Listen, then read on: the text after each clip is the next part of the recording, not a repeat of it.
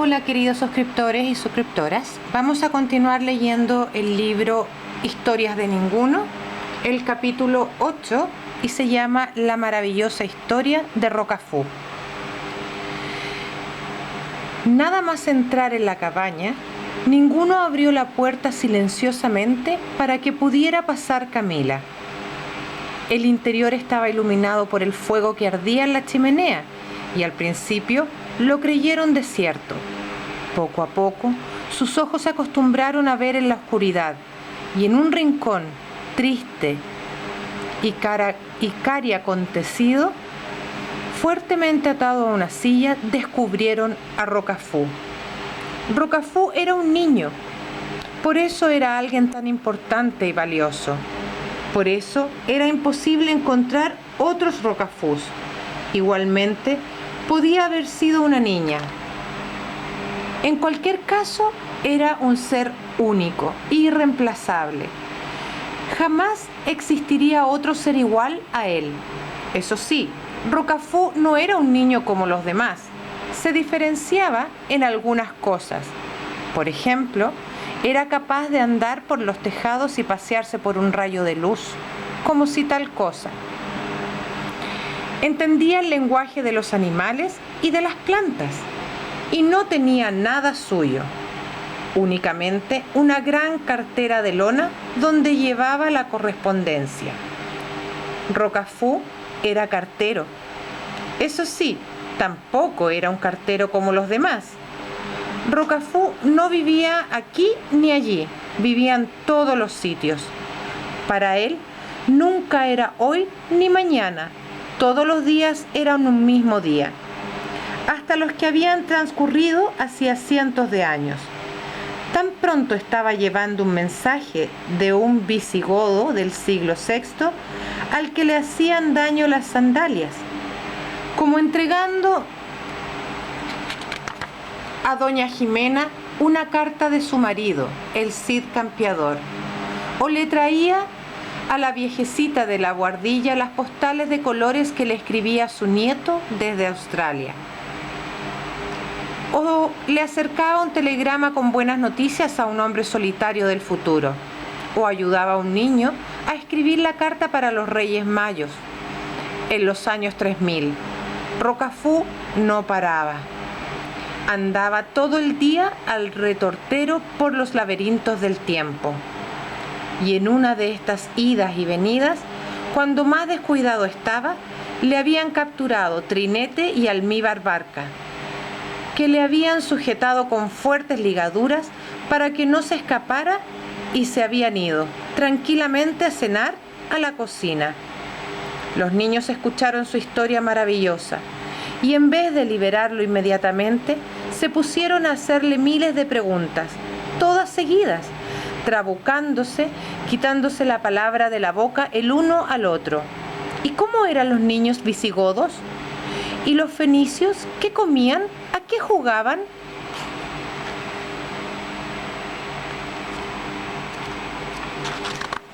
¿Había conocido Rocafú al emperador Carlos I? ¿Y a Viriato? ¿Y a Cristóbal Colón? ¿Cómo era Cervantes de pequeño? ¿Había estado en el palacio de Abderramán III? ¿En la corte de los faraones? ¿En las pirámides de Egipto? ¿Qué iba a suceder en el año 2351? ¿Qué hacían los niños del año 3000? ¿Iban al colegio? ¿Le ponían tarea? Era igual que preguntaran o no, y que Rocafú les escuchara con mucha paciencia, porque no le daba tiempo a responder nada. Organizaron tal barullo que pasó lo que tenía que pasar.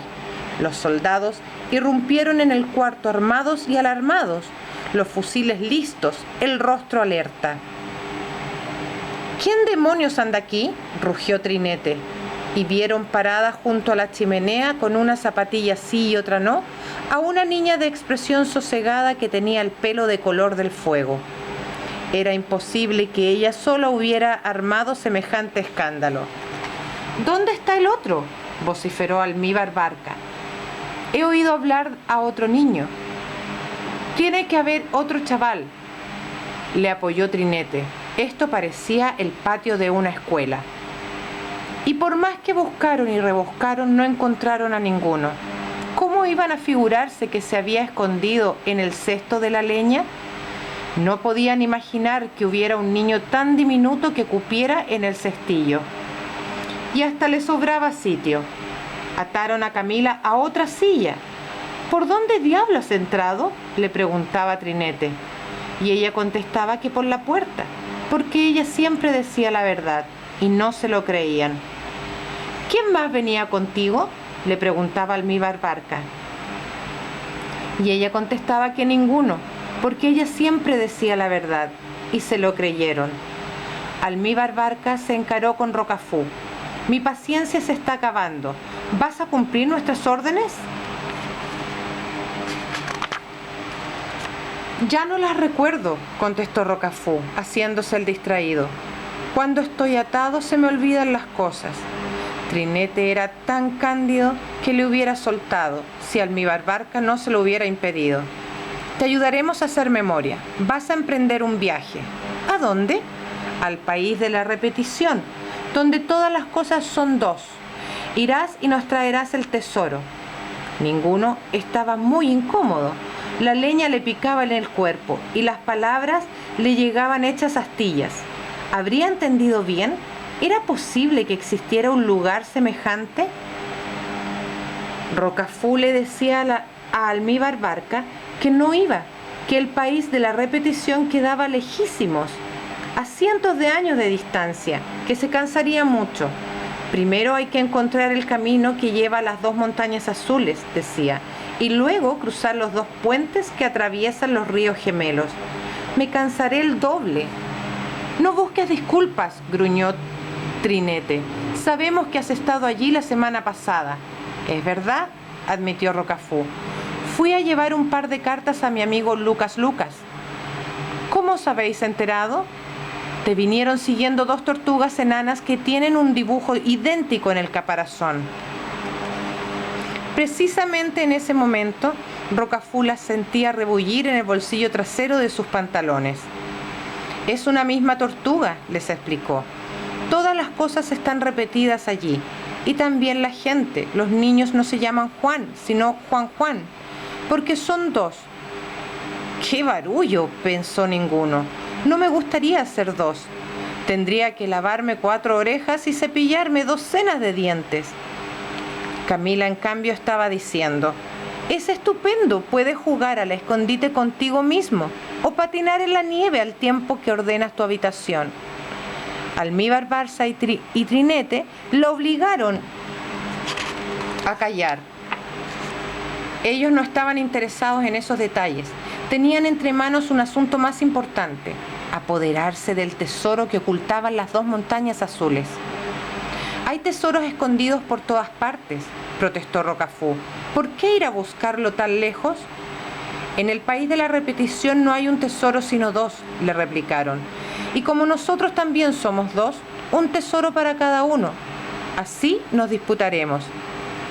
Rocafú opinó que estaba muy bien pensado. Sin embargo, dijo, pero el tesoro no está custodiado por un soldado, sino por 2. ¿Cómo lograré quitárselo? Te prestaremos nuestros fusiles para que te enfrentes a ellos. Tengo muy mala puntería, dijo Rocafú, y se puso a mirar hacia otro lado. Se veía claramente que era un pretexto y que no quería meterse en guerras.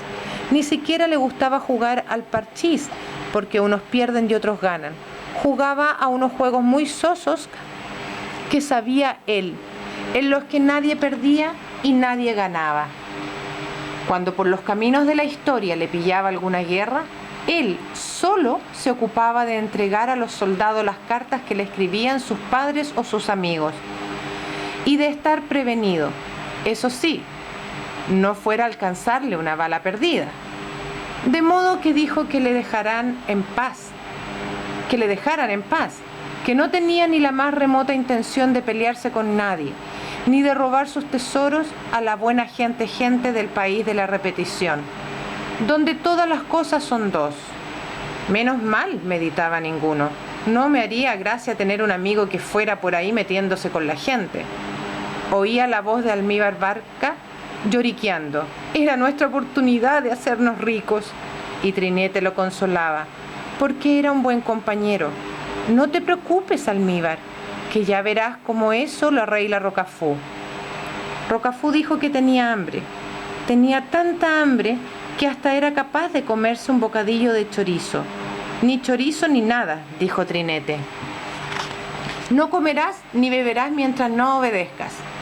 Echó el cerrojo a la puerta y se fue al dormitorio. Almíbar Barca decidió dormir en el sofá, a fin de vigilarlos mejor. No se fiaba de lo que pudiera ocurrir. Y eso que no contaba con ninguno. Ninguno le observaba por un agujero del cesto. Cuando vio que se había quedado dormido, saltó fuera cautelosamente y se aprestó a liberar a sus amigos. Intentó deshacer los nudos de las cuerdas, pero estaban tan apretados que no lo consiguió. Entonces rebuscó por todos los cajones hasta encontrar unas tijeras. Y en ese momento, Almíbar Barca abrió un ojo. Vio los cajones fuera de su sitio y los armarios de par en par. Si hubiera mirado en sus botas, hubiera encontrado a un niño muy pequeño escondido dentro, pero no miró. ¿Quién ha abierto los cajones?, preguntaba perplejo, y Camila se lo dijo. Ninguno. Pero él no lo creyó. ¿Me tomas por tonto o qué?, gruñía mientras los iba cerrando, porque era muy ordenado. ¿Acaso se han abierto ellos solos? Una vez que todo estuvo como era debido, se tumbó nuevamente en el sofá. Le pareció que una de sus botas no estaba en el sitio donde él las había dejado. Cerró los ojos y los volvió a abrir. ¡Qué cosa más rara! Juraría que la bota había avanzado un trecho, aunque no podía ser. «Bah», se dijo, «las botas no andan solas». Y se quedó dormido. Soñaba que era doble, como las páginas de un libro, y que se tenía tanta rabia que no se podía soportar. Todo el tiempo estaba peleándose consigo mismo. Entretanto, ninguno saltó de la bota y cortó las cuerdas que aprisionaban a sus amigos. ¿Creéis que salieron corriendo y se pusieron a salvo enseguida? Pues no. Rocafú tenía hambre y quería un bocadillo, aunque fuera de chorizo. Y Camila se probaba la bota del soldado en el pie que no tenía zapatilla. «Me está muy grande», comentó. «La usaré como lancha para cruzar el río». Y se la llevó. Eso fue lo que más enfureció a Almíbar Barca cuando despertó. Encontrarse con una bota de menos y sin un solo bocadillo. Rocafú se los estaba comiendo todos. «¡Alerta! ¡Alerta!», vociferaba. «¡Los prisioneros escapan!».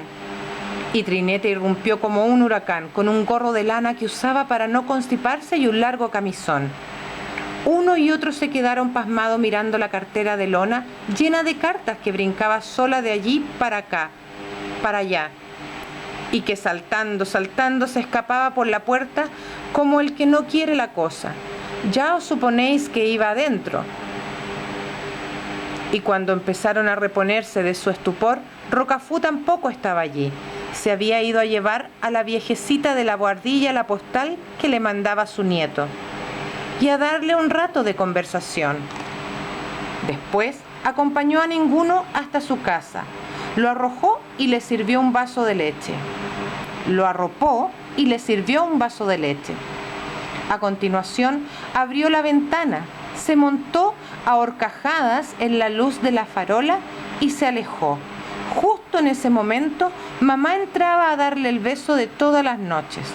Echó una mirada a Amigo, que dormía sobre la colcha, y dijo con firmeza: «El perro no debe dormir en tu cama. Tendrás que buscarle otro sitio». Pero no dijo que no pudiera quedarse. Faltaba poco para el día siguiente y estaba a punto de ceder. Camila se lo había asegurado. Al segundo día siempre dicen que sí. Antes de salir, su madre lo miró, todavía con un asomo de inquietud. «¿Dónde te has metido toda la tarde? ¿Qué has estado haciendo?» «He salvado a Rocafú», dijo ninguno, y mamá pensó que ya estaba medio dormido y que hablaba en sueños. Capítulo 9. Hasta luego. Aquella semana, el niño estuvo muy ocupado preparando las evaluaciones y haciendo una caseta para amigos. A decir verdad, construir la caseta no le llevó mucho tiempo, no más del que él tardó en dibujarla. El caso es que, cuando quiso caer en la cuenta, hacía más de 15 días que no veía a Camila. «Bah», reflexionaba el niño, «ya volverá, estará haciendo un recado para algún amigo». Se asomaba por la ventana de vez en cuando y miraba hacia el prado para ver si había vuelto. Lo que ocurre es que con Camila nunca se sabe.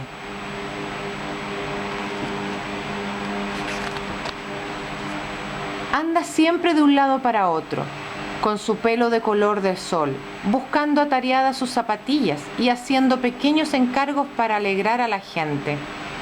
Como es tan despistada, con frecuencia confunde las direcciones y se pierde en lugares lejanos. Nunca se sabe cuándo va a aparecer. A ninguno, en cambio, le podéis encontrar cualquier día a la salida del colegio. Suele ir con un perro muy simpático que tiene las orejas azules, y si le preguntáis de dónde lo ha sacado, él mismo os contará. Colorín colorado, este cuento se ha acabado. Este se llama Índice y indica los números de capítulos y dónde están las páginas. Muchas gracias, amigos y amiguitas, no olviden suscribirse. Chao, chao.